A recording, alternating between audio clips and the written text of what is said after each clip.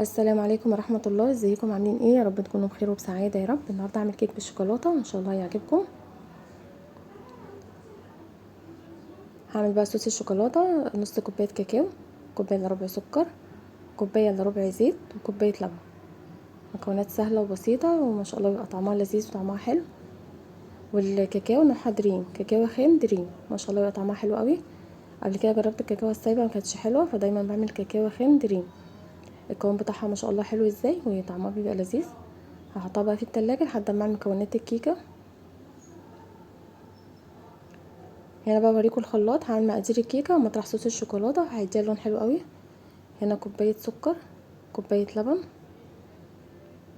كوبايه الا ربع زيت، وثلاث بيضات بلدي، كل بيضه عليها بيكو فانيليا. اضرب بقى المكونات كده كويس جدا في الخلاط. هتلاقوا ما شاء الله مطرح صوص الشوكولاته هيديها لون حلو قوي. بصوا عطاها لون حلو ازاي. هنا بقى نفس الكوبايه اللي عايرنا بيها الزيت والسكر واللبن هنعاير بيها الدقيق، كوبايتين ونص، مع معلقه كاكاو، مع محسن كيك، وشويه ملح صغيرين. نقلب كده بقى المكونات كلها مع بعض كده كويس. وبعد كده ننزل بقى مكونات الكيكه. ما شاء الله واخده لون حلو ازاي مطرح صوص الشوكولاته. نقلبها بقى تقليبه كويسه. النهارده بقى حبيت اصغر الصينيه، فعملت كوبايه صغيره، كوبايه المقادير بتاعه الكيكه، صغرت الكوبايه. يوم ما بحب اعمل صينيه كيكه كبيره بكبر حجم الكوبايه في المقادير، ما شاء الله بتديكي الحجم اللي انت عاوزاه. ده في ايدينا وده في ايدينا. حبيت بقى اجيب الصينيه الكيوت كده الصغنونه دي. حطيت لها شويه زيت ورشه دقيق، وهنزل بقى بالكيكه. حبيت بقى اعملها في الصينيه الصغيره دي كده، شكلها حلو. ما شاء الله كده استوت ومش محتاجه اي حاجه، تاكليها كده ما شاء الله مظبوطه، مش محتاجه اي حاجه تحطيها عليها. حبيت بقى كده اغير برضو في سوا الصينيه، تدي شكل حلو كده والاطفال بتفرح بيها. عندك بقى صينيه قلب، صينيه ورده، بتدي برضو شكل حلو للكيكه. هنا بقى اشربها كوبايه لبن قبل ما احط لها الشوكولاته. طريقتها سهله وبسيطه، ومكوناتها في كل بيت، وما بتاخدش وقت خالص. والسوا بتاعها بقى حسب بوتاجازك، انت عارفه البوتاجاز بتاعك بيقعد قد ايه، بتحط على الشبكه اللي في النص.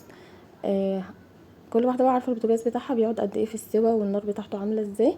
ما بتاخدش وقت خالص، من تلت ساعة لنص ساعة. مش كل شوية نكشف عليها عشان تستوى كويس. بعد تلت ساعة كده تشوفيها.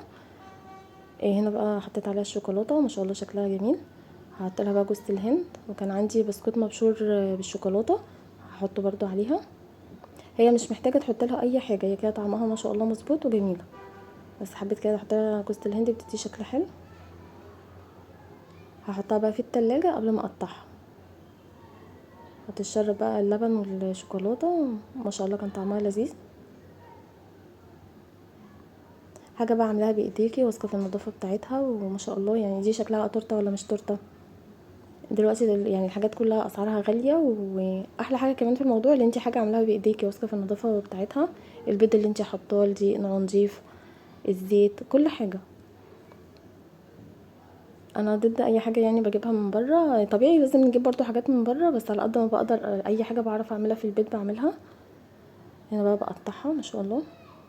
قطعيها بقى ايه قطع حسب ما تحبي بقى، الشكل اللي انت عايزاه تقطعيه بيها قطعيه. ما شاء الله كانت جميله. يا رب الفيديو يعجبكم، وتشتركوا في القناه عشان تكبر وتنجح بيكم. وبشكر كل اللي اشترك، والسلام عليكم ورحمه الله.